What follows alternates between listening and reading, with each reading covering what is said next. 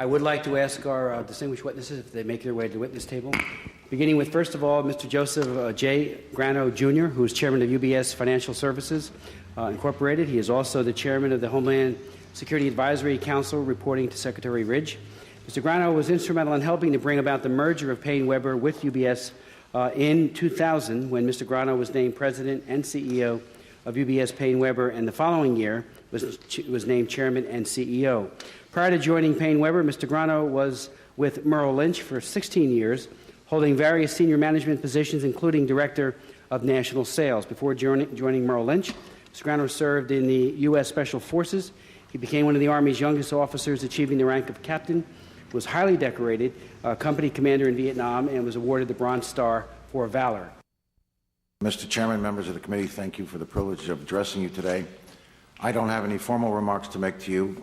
I contemplated what I might be able to provide in terms of assisting you in your efforts. First and foremost, with my own experience, came out of Vietnam in 1972, severely wounded. I was a 60% permanently disabled veteran, contemplating what to do with my life.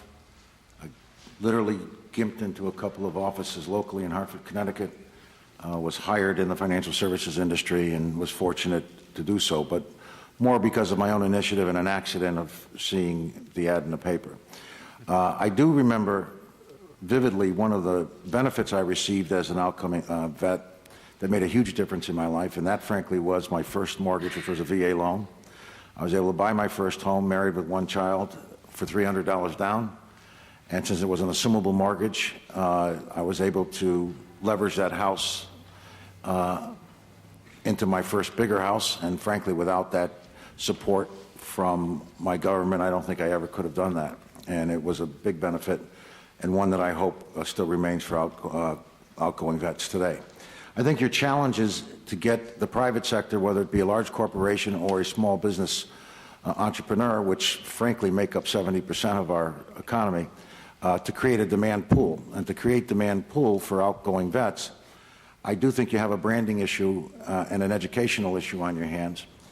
As a CEO, I wish I had the advertising budget that our military services utilize to recruit. I would take that image advertising budget, not add to it, but redirect a portion of it into what's called direct consumer benefit or direct benefit advertising.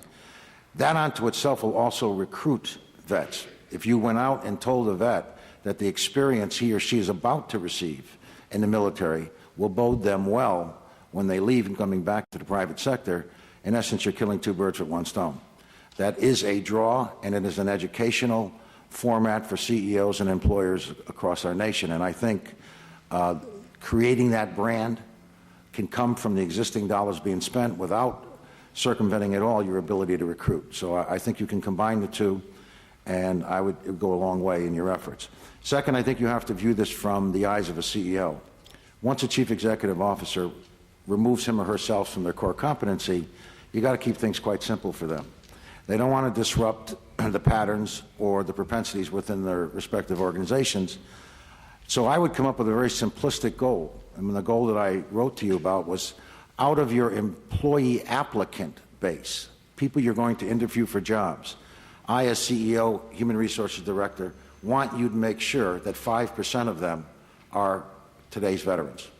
That's a very easy goal to achieve, and as life will have it, we're in the private sector very vertical, and when the CEO waves that hand, things happen, and those human resource directors go to work. I would suggest a focus group of 5 to 10 human resource directors from major corporations, and setting up a matrix that can tie into your TAPS programs, that they can now feed what they need from point of view of skill set, match it with the TAPS program, and make sure you have geographical consideration within it, because I think that's also very important. But it has to be simple. It creates a demand pool, starts with the CEO, and it allows the human resources director to execute. And frankly, that's the way the corporate sector works. I think the connectivity between the corporation and the military has to come at the human resource level. That's where the feeds are maintained, and I think you would also have to add what I'll call a feedback system in terms of those who don't get hired and why, so that you have an exit interview, so to speak. And again, it has to be simplistic for it to work.